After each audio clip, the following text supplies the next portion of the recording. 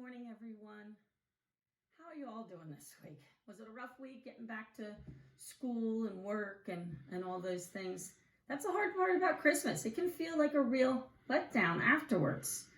When all the excitement and the anticipation comes crashing to a halt and all we're left is cleaning up, putting things away, taking down the Christmas lights, the Christmas tree. It can be kind of sad. But honestly, it's really only sad if we're focusing on the wrong things. I mean, the gifts and the presents and everything, believe me, they're awesome and it makes it so much fun. But the real hope and the real reason that we celebrate Christmas is about the birth of Jesus, the coming of the Christ child. It's something that we can and should celebrate all year long. It's the greatest gift we've ever received and the greatest gift we'll ever receive. It's God's promises fulfilled. I'm going to read you a story today about two people who waited their entire lives to see Jesus for the coming of the Christ. Their names are Simeon and Anna. And I'm going to read it to you today from the Spark Storybook Bible. All right, I'm going to wait for my cameraman to come on over here so he can show you the pictures while I read the story. Simeon and Anna. There was an old man named Simeon who lived in Jerusalem. Simeon loved God. He knew God's words and believed in God's promises. God made a promise to Simeon. God promised Simeon that he would not die until he saw the person that God was sending to save the whole world. One day, Simeon went to the temple. The temple was very crowded. Many people were there. Mary, Joseph, and baby Jesus were there too.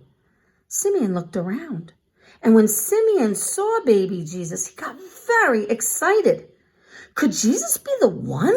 Simeon pointed at baby Jesus and asked, "May I hold him?" "Carefully," Mary said, and Simeon carefully picked Jesus up and began praising God. Simeon said, "God, you have kept your promise. You have let me see the one you promised to send. He will save the whole world." Mary and Joseph were amazed. Was Jesus part of God's promise to save the whole world? What does this mean? "How can this be?" Joseph asked. Simeon talked about God's promise with Mary and Joseph, and then he blessed Jesus and his family. Now, an old woman named Anna was also at the temple. Anna lived at the temple. She worshiped God and prayed day and night. And when Anna saw Jesus, she rushed over. She knew Jesus was special. Would Mary let Anna hold Jesus too? "Yes," Mary said, and Anna began praising God too. She told everyone who would listen, "Jesus is the one God promised to send. Jesus will save the world." And then Anna handed Jesus back to Joseph. "Take good care of him," Anna said. "Oh, we will," Joseph said. What an exciting day. When Mary and Joseph finished at the temple, they took Jesus home to Nazareth. Jesus grew up in Nazareth, and he became strong and wise, and God was always with him.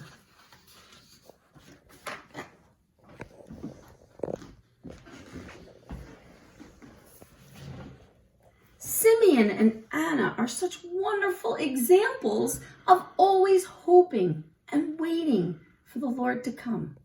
They spent their lives waiting for the Messiah, and God did not disappoint them, did he? He allowed them to see Jesus. We know that God will always keep his promises to us. He's faithful, and he will satisfy our needs. Now, that doesn't always mean that we get everything we want. We just get what we need. Because sometimes what we want and what we think our plans are not the plans that Jesus has for us or God has for us. He might have a different plan.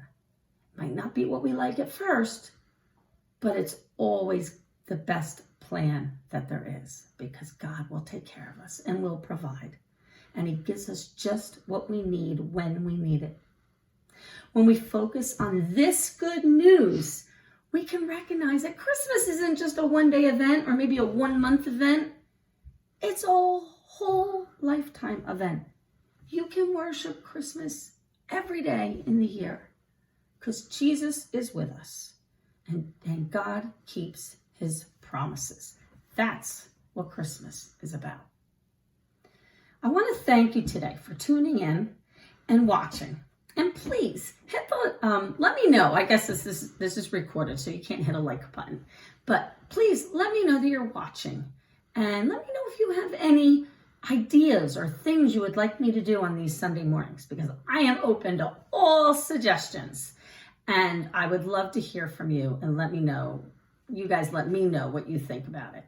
Okay? If you want to email me, it's bonnerbunch6@aol.com.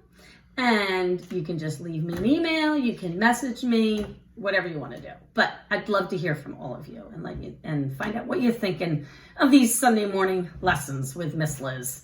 So you guys have a great week. And I want to end with a prayer. But I thought, we've been practicing up until COVID happened. We had been practicing the Lord's Prayer in Sunday school.